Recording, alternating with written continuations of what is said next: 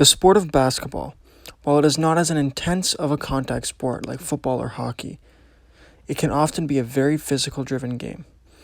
The physicality can then lead to a multitude of injuries to the players, some of which can be extremely severe and can have career-threatening or ending applications. In basketball, players use two main focuses of their body. They use their arms for shooting, and they use their feet for running up the floor, as well as jumping off their legs for a block or a dunk. These can affect the players in a magnitude of basketball injuries. A few of them, for an example, are torn ACL, shin splints, or dislocated shoulders. One player who has been affected by injuries and has had a severe effect on their basketball career is Derrick Rose. Derrick Rose came into the National Basketball Association in 2008 as the first overall pick to the Chicago Bulls. In 2011, Derrick Rose became the youngest, most valuable player in National Basketball Association history. Rose was one of basketball's highest elite stars. That was until of April 2012 in the fourth quarter of a playoff game against the Philadelphia 76ers. Derrick Rose landed awkwardly on his left leg, which ended up tearing his ACL.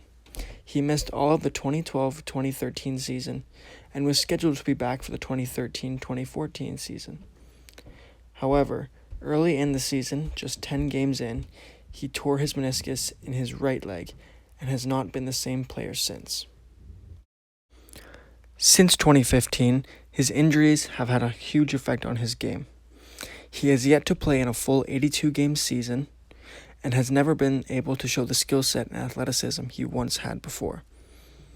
His highest points per game total since 2015 is just 18. Before his injuries to his legs, with the ACL injury and the meniscus, he was averaging 25 to 30 points per game. Basketball players can suffer injuries in-game like Derrick Rose did, but there are other ways for injuries to affect players, even after their career is finished. The wear and tear on their bodies from constantly running up and down the floor or jumping up for rebounds, dunks, layups, or blocks can cause serious injuries, especially for the larger, taller players. A very serious diagnosis that can occur for players post-career or for the taller players in the near end part of their career when they're older is arthritis. A very recent example of this was in 2018, Chicago Bulls center Omer Asik had been diagnosed with inflammatory arthritis. He did not play the remainder of the season, and he has yet to play since then. Certain injuries, depending on the part of the body, have different incidents that occur. When dunking or blocking a shot, those will most likely lead to a player jamming the finger or possibly pulling a muscle in their shoulder. The finger jams lead to swelled up fingers and potentially needing x-rays, while pulling a muscle in the shoulder occurs from an overextension of the arm, whether on a block or a dunk or trying to out-rebound another player. While ACL injuries are in the calves, serious injuries can also occur to the player's knees. The constant running up and down the floor and jumping causes the body to wear and tear from the strain and overuse. The most common injury that occurs in the knee is on the patellar tendon, which is also known as the jumper's knee. This incident causes serious inflammation in the tissue that connects the knees to the shin bone. While height is very important for a team in basketball, the taller the players are, the higher chances of them being diagnosed with injuries, mostly occurring in their knees and legs. Their height extends the muscle and tissue in their legs, stretching it out, which then makes it more easier and more likely for the players to either tear a muscle, pull some muscle tissue, or even fracture a tendon. Like Derrick Rose's injury, the highest risk for players' ACLs are the landing after a jump. Different scenarios may happen when a player comes down that may land awkwardly, and that can cause the injury.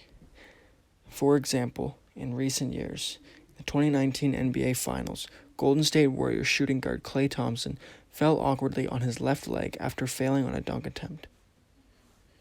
He ended up tearing his ACL. He missed the rest of the series in the finals and has yet to play another game in the NBA since. Another injury, while not as common, but ones that can still lead to severeness and hurt the players in their careers and in their lives, is a jolt. A jolt can be affected in either the arms or the legs.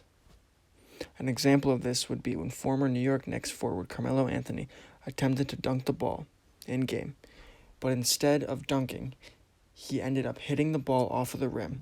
The jolt of pushback from the rim causes the body to feel tense and can affect the arm tissue integrity, causing weak structure for his life. While long-term effects can occur from contact in-game or the size of the players, another thing that is harsh on the body is the constant stops and starts in-game. While timeouts and stoppages are good for the player's energy, their muscles aren't accustomed to running for long periods of time up the floor, then sitting for short amount of times during stoppages or timeouts.